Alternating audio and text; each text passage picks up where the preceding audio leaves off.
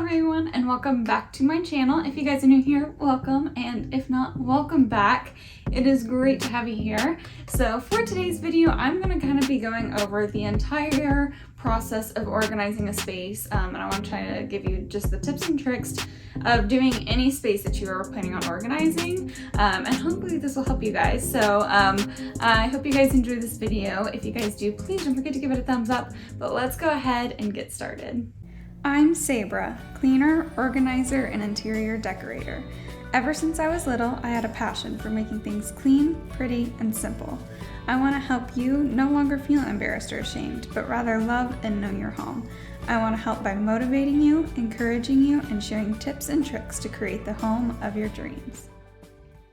Alright guys, so the first tip that I want to share is to go ahead and completely be fully stocked on whatever space you're going to be working in. So whether that be like if we're doing the kitchen or pantry, or even if you're organizing your clothes, if you're organizing your craft supplies, no matter what you're organizing, make sure everything is already in that space. Make sure all your clothes are washed and put away.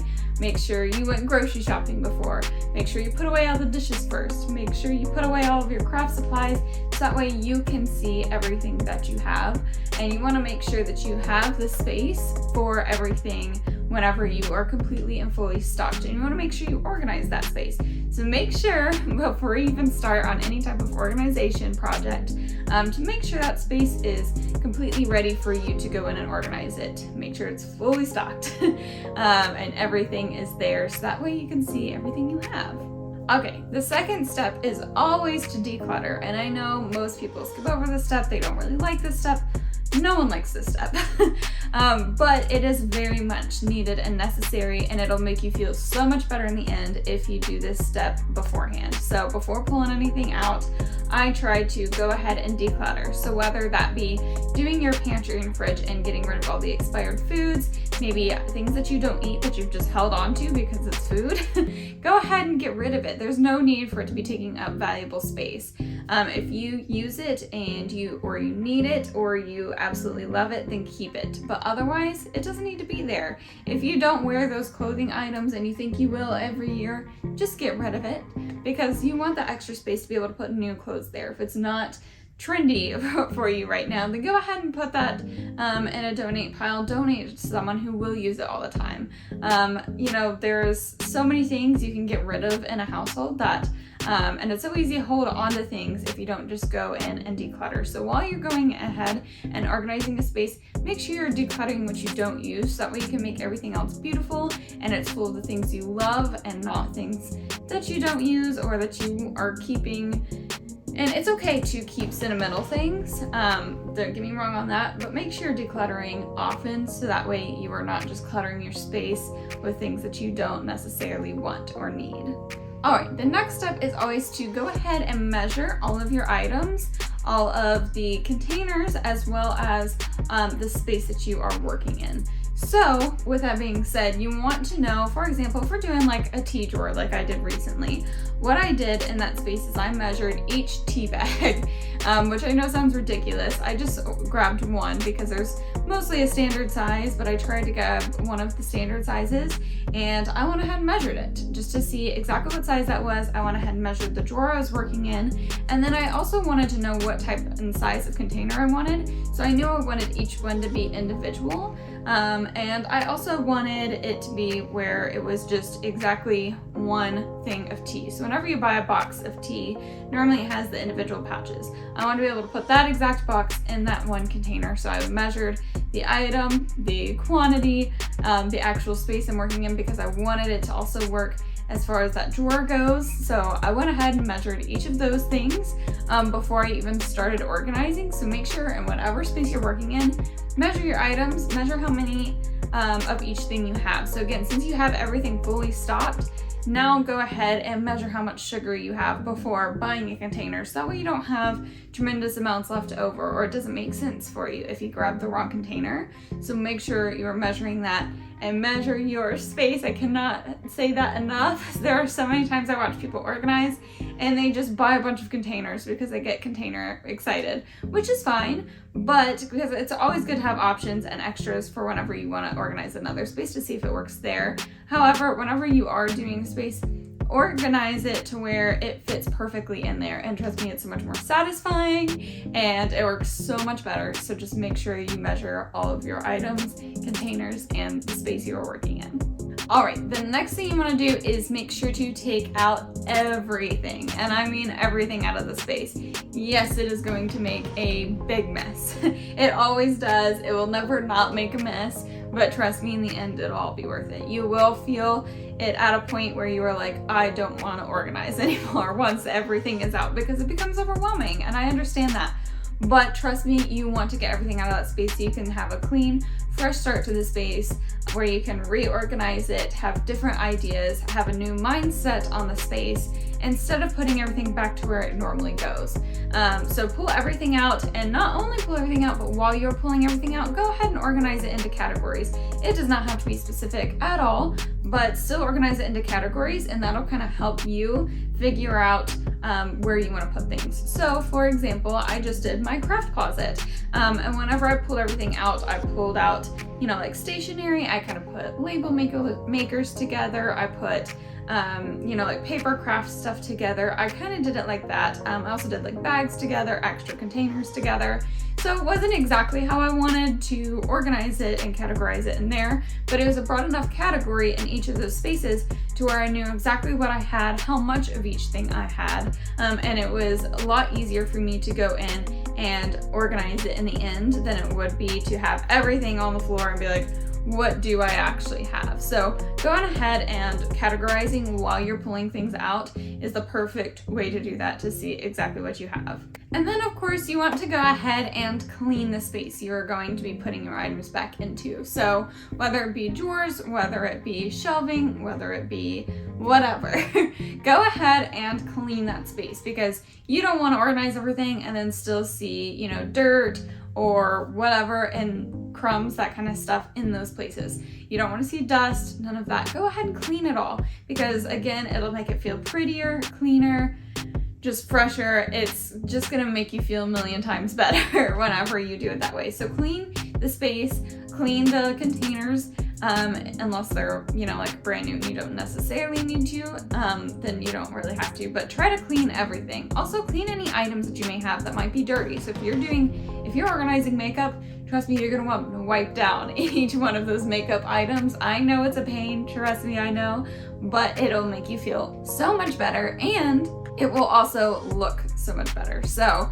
just go ahead and clean out the space, the items, and trust me, you will feel so much better about it.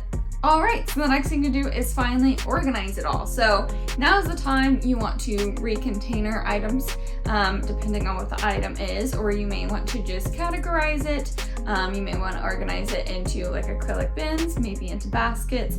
It depends on exactly what the item is, and I can make a video for you guys on what type of container you need for what.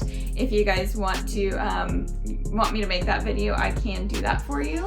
Again, it's all, you know, depending on the person, but however, normally there is a certain way you want to do things. So for example, with sugar, flour, that kind of thing, normally people want to head and go put them in a pretty glass container that is, you know, has an airtight seal in that kind of thing, but sometimes you want to just have acrylic containers to put all of your snacks into. So it kind of depends on what type of container. Sometimes you want to recontainer the entire thing and get it out of its packaging, or sometimes you want to keep it in its original packaging but just categorize each thing. So it kind of depends on what you're doing, but now is the time to go ahead and organize and use up all those containers, the most satisfying part to me. So go ahead and organize away.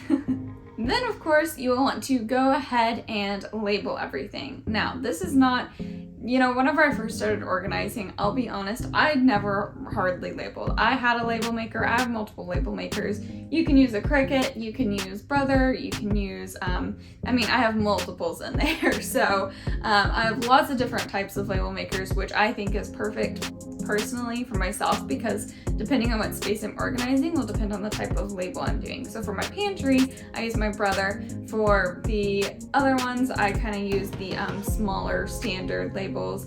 If I'm doing something that you will see all the time and I want it to be really pretty, then I'll use my Cricut. So it all depends on what type of label I want to make, but I highly, highly, highly recommend making labels for everything.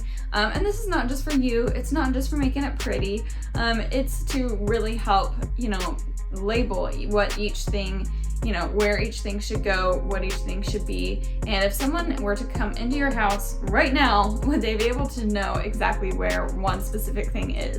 With the labels, they should be able to. So that is what I've kind of tried to teach myself to, is to go ahead and label everything. It's not just to make it look pretty, it is to make it more functional. So make sure you go in and label everything. Now, one thing with labels that I do want to mention is to try to make more generalized labels, unless it's something specific that you always have. So again, if I look back at the pantry, I normally always have sugar, flour, powdered sugar, that kind of thing. So what I'm going to label it as is sugar, powdered sugar, flour, and that's the label I'm going to put on there. However, if I'm doing cereals or if I'm doing different types of fruit, mine are always different. So I'm going to label it cereal or fruit. Instead of like pears and apples or Cinnamon Toast Crunch and Fruit Loops. So you want to learn how to label everything with a more like broad label, if that makes sense. Unless, again, it is something specific that you use all the time, that is fine. But make sure you are making it to where whenever you go back to the grocery store and you bring stuff back home, you are actually going to be able to use that label and use that space for something that you're bringing, even if it is a little different. Alright, my 9th tip is to always leave space for extras. So yes, we went ahead and restocked at the very beginning. However, there's always room to grow, you know, whether it be with clothing, that kind of thing. Whenever you are going back around to declutter everything again between now and then, you will want to probably grow your space. So go ahead and leave some space to grow if at all possible, because that space will probably fill up and you'll probably need it, and you'd rather have the space to grow into rather than not have the space. So kind of going back to like the decluttering, that is a huge part of it.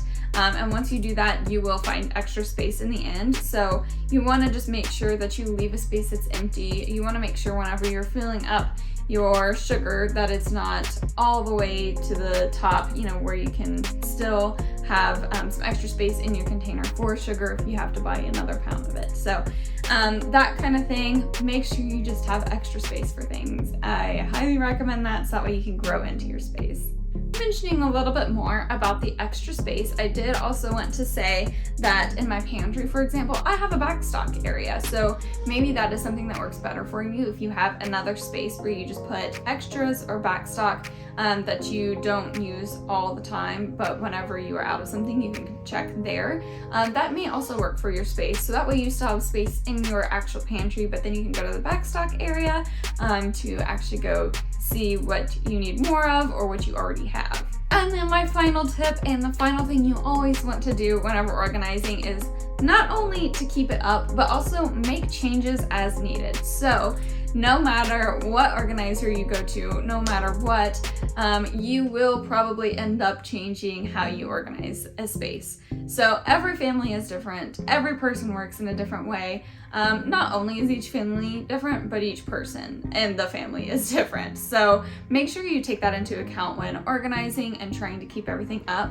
I know that I am constantly changing my organization, and I know you guys all know that if you guys have been around here for a while, but I'm constantly changing up the kitchen. I don't even use the kitchen that frequently, but Mark doesn't really like to organize, and he uses the kitchen all the time. So I'm constantly asking him how I can make it better, more functional for the both of us, because again, I don't use it that often, but if I do use it, I still want it to be very functional. I don't like things stacked. I don't like things kind of cluttered and everywhere, so I try to make things as simple as possible. If someone's coming over to my house, I want it to be easy for them as well. So I try to take everyone else into account, and that is something you will have to do whenever organizing a space.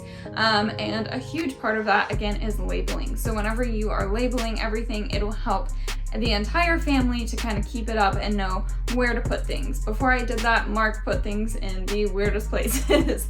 And I was like, that does not go here. Why does that make sense to you? But that's because he wasn't there. So go ahead and explain the space to your family. Go ahead and label everything. Go ahead and change it if it doesn't work for you. That's okay. That is the process of organizing and learning how the family works and how your items work in a certain space. So change it up. That is okay. But anyways, thank you guys so much for watching. I hope this helped you guys, maybe just a little bit. If it did, please don't forget to give it a thumbs up. Comment down below if you guys want to see, or if you guys want me to go ahead and make a video going over the different types of organizational containers and baskets and that kind of thing, to know what you should get for your space. Again, everyone's different, so it won't be perfect, but at least I can try to help you guys in that aspect. So again, thank you guys so much for watching. I really appreciate you watching to the end if you have, and I will see you guys in the next video. Bye guys.